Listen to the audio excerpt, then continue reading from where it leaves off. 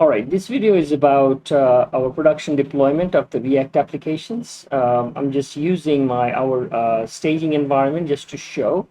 And another reason is our staging environment has been changed and everything is now Docker based, right? So in here, I have a main domain, our staging, cyberstaging.com, and under that, all the applications are, subdomains. I'm using subdomains to stage our application. I mean, at this point, these are all SSH enabled, and this is what we use or share with the client for them to access the applications and test them out before they okay it for the production, right? And this deployment process is the same for production also. Once we get the thumbs up, we roll it out. And this is the Plesk file system, and this whole thing is sitting on a DigitalOcean or droplet. And what we're targeting today is this guy right here. So this is where we're going to deploy the new application. And this is currently showing nothing but one index file that says Traveler Advisor is coming soon. That's nothing but an empty index file. And from the local perspective, this is where the shell script is. This is where the actual code is. And the way it is done is I am declaring, because this same script I can use from project by project.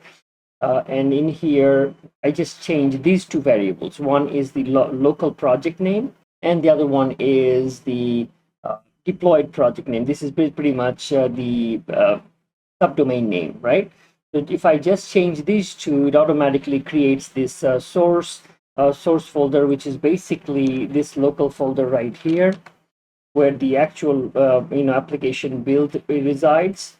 And the target folder is the one that resides in the DigitalOcean droplet. And that droplet is connected to my local system via SSH. I also have another variable which denotes the location of the remote folder, just so that I can use it here to clear out the previous files and whatever it contains. So what's supposed to happen is, as soon as we launch, I'll be launching it from the root folder of the application, and at that point, it's going to go ahead and run, do an npm run build. The latest version of the build is going to create.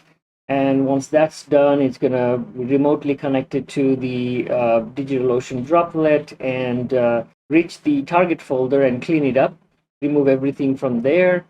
Once that's done, it's going to go ahead and over SSH, it's going to go ahead and take the contents of the build folder and transfer them over to the target folder. And it's going to let me know after the transfer is complete. And at that point, I can just go back and refresh this page to see the deployment is success or not. That being said, so let's go and launch. We should do this from here. There you go.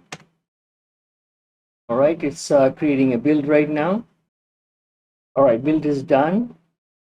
Now it removed the old file structure, and as you can see now, one by one, it's transferring all the files.